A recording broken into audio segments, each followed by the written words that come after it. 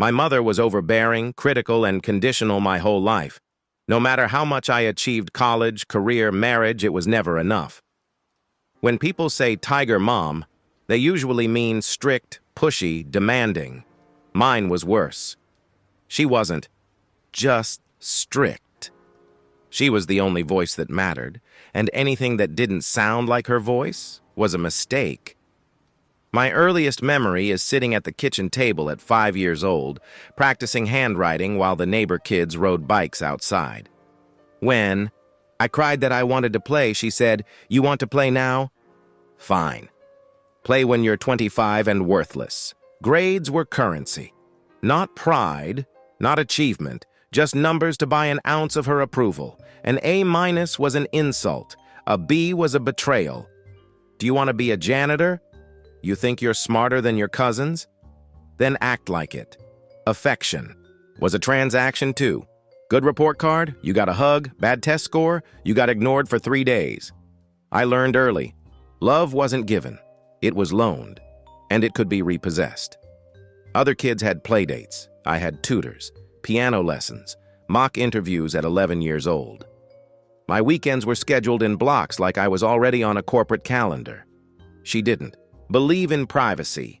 Doors stayed open. Phones were checked. Emails were scanned. If you have nothing to hide, you have nothing to fear. I still catch myself flinching when someone looks over my shoulder. I made the honor roll every year, got awards, certificates, medals. She never framed any of them. Just said, "That's expected. Congratulations when you do something real." When I cried, from exhaustion, from humiliation, from burnout, she said, "Weakness is a choice." If I pushed back, even a little, she'd ice me out for days, sometimes weeks. The coldness hurt worse than the yelling. My dad stayed quiet. He wasn't cruel, just absent, emotionally outsourced. When I asked why he didn't step in, he said, "That's just how your mother loves." Family gatherings were worse. She would parade my accomplishments around like trophies, but only so she could compare them to others. "Oh, your son made honor roll. That's cute. Mine's taking AP classes 2 years. Early." It wasn't pride, it was ammunition. Failure wasn't an option, but success wasn't safety either. Success just moved the goalposts. When I got my first C, freshman year geometry, she didn't speak to me for a week. Not anger, not disappointment, just absence, like I didn't exist. Birthdays weren't celebrations. They were status reports, GPA, extracurriculars, college prep. The cake came after the interrogation. If at all, I learned not to hope for softness. Not from her, not from family, not even from myself. Hope was dangerous, because hope meant expecting kindness, and kindness wasn't guaranteed. By the time I turned 18, I wasn't excited to leave home. I was scared, because part of me still believed that if I didn't have her voice telling me what to do, I wouldn't know how to exist.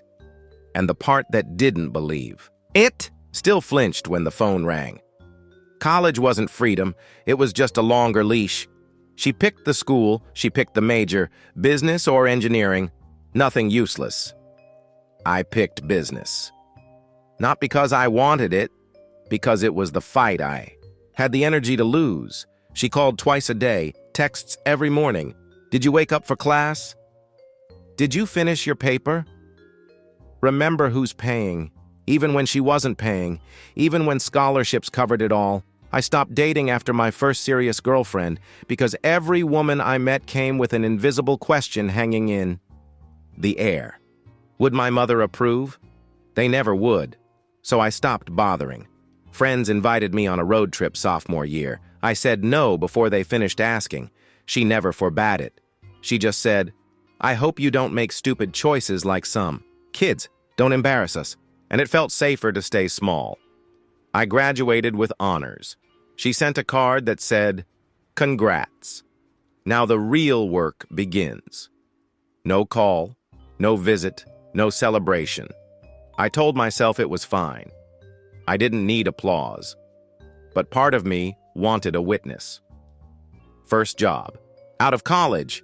Decent pay, solid company. I told her on the phone. She said, "That's good for now. But you'll need something better to support a family." I hadn't even unpacked my first desk drawer yet, already failing again. I got a promotion at 24, took her and Dad to dinner. She spent the whole night talking about my cousin, the one getting his PhD. Academic achievements matter more than money. The check came. "I paid," she said. "Of course you should. You're the successful one, right?" And smiled like she was congratulating herself. I met someone serious at 25, real connection, kind, patient, not afraid to push back when I shut down. She asked about my family once, early on. I laughed and said, "Imagine an unpaid life coach who thinks you're an idiot." She thought I was joking. Introducing her to my mom was a disaster. Mom smiled, nodded, and afterwards said, "She's cute. You could do better." The first time I spent Christmas away from home with my girlfriend's family, my mom called me at midnight. "Enjoy your new family. I hope they raise you better than I could." Hung up before I could say anything. I stared at the blinking call-ended screen like it might explain something. My girlfriend asked what happened. I shrugged. She's just tired. Because sometimes it's easier to lie for them than admit they were never who you needed them to be. My brother stayed close, still lived at home, still played the role. He used to say, "Just don't make waves. It's easier." But easy wasn't what I wanted anymore. I wanted out. By 27, I had a better job, a better apartment, a future I built with my own hands. And she still acted like I was failing. "When are you going to settle down?" "You're not getting any younger. Maybe you should listen to your brother. He knows what family means." I stopped answering every call, stopped racing to prove myself. And when she noticed the silence, she didn't ask if I was okay. She just texted, "It's a shame. You're so selfish now." I realized something standing in my empty apartment one night.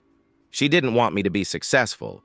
She wanted me to be obedient, and they're not the same thing. I got married at 29. Small ceremony. Close friends. Family. Kind of. Mom wasn't. Happy about the guest list. Why not invite more people? You don't want it to look pathetic. It wasn't about celebrating. It was about optics. As always, she didn't cry at the wedding, didn't toast, didn't even hug me after the vows, just posed for photos like she was being inducted into a boardroom. Afterward, she pulled my wife aside. Said, "If you want him to reach his potential, don't let him get lazy. Like I was a project to be managed, not a partner to be loved." First anniversary came. Big promotion came. We bought a house, paid off student loans, started thinking about a family. I thought, this will finally be enough. She'll finally be proud. Sent her photos of the house. No reply for 3 days. Then, "It's nice. Hope you didn't overpay. The market's bad right now." When my wife got pregnant, I was terrified and thrilled. I called my mom. Told her. She said, "You're not ready." Not congratulations, not excitement, just judgment, tucked inside a sigh. I stopped telling her things after that. Good news, bad news, any news. It wasn't worth the cold weight in my stomach after every conversation, she noticed. Started sending more texts, short ones, passive ones. "Miss you. You're so distant now. I guess you don't need your mother anymore." Like emotional booby traps. When the baby was born, we didn't call her right away, waited a day, just one, to have something, anything, that was ours first. When we did call, she cried. Not out of joy, out of offense. "I'm your mother. I deserved to be there." Like it was about her. Like it was always going to be about her. When we did call, she cried. Not out of joy, out of offense. "I'm your mother. I deserve to be there." Like it was about her. Like it was always going to be about her. She visited once, 2 months later, held the baby awkwardly, criticized the nursery, asked why I looked tired, as if exhaustion was a moral failing. Then she said, "I hope you're not turning soft." Like being present for my child was something shameful. After she left, my wife said, "You know you don't owe her anything, right?" I nodded, but part of me still wasn't sure, because guilt isn't logical. It's inherited. Thanksgiving rolled around. She expected us there, no invite needed, just expectation. When I told her we were staying home with the baby, she said, "Family's not optional," and hung up. I stood in the kitchen for a long time after that call, holding my phone, feeling 15 again, small, tired, wrong. And then I put the phone down and fed my son, because that was real, and her voice wasn't. I didn't go home that Thanksgiving. Didn't send regrets, didn't argue, just stayed where I was wanted, where I was safe. And in that small, quiet act, I finally chose myself. Christmas came.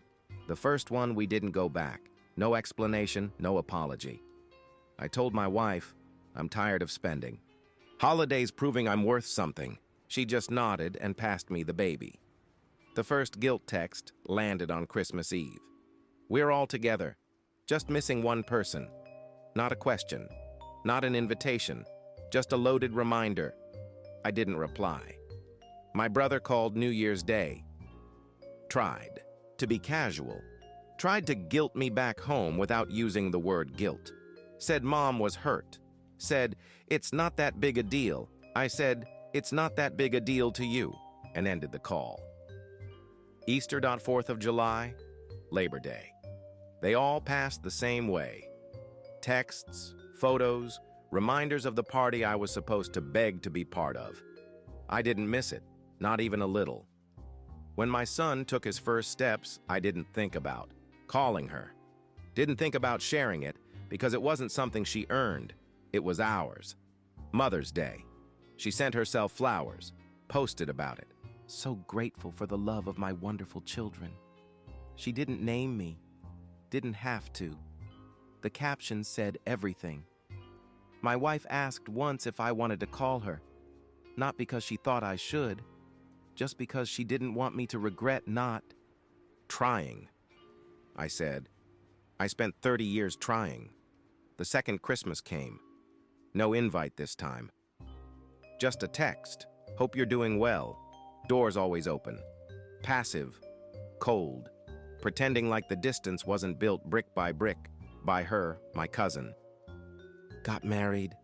I wasn't invited, he texted afterward. "Just thought it'd be easier for everyone." I thanked him for being honest, because honesty stung less than obligation. I saw my mother once, a grocery store, months later. She saw me too, waited like I was going to walk over, say hi, pretend we were okay. I didn't, just picked up my groceries and left. No confrontation, no scene, no passive-aggressive hug, just silence. And somehow that felt more honest than anything we'd ever said to each other. When my son said "Dad" for the first time, I cried. Not because I missed anything, but because I realized I would never make him feel like love had prerequisites. Some people said I was cruel, that I should forgive, that she did her best. Maybe she did. But when your best leaves scars, it's still okay to leave. I don't hate her. I don't even think about her most days.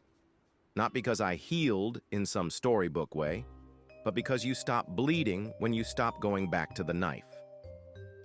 Holidays still come. Texts still land. People still whisper, and she still wonders why I don't come home. But home was never the place she built. It was the place I finally built for myself, without her.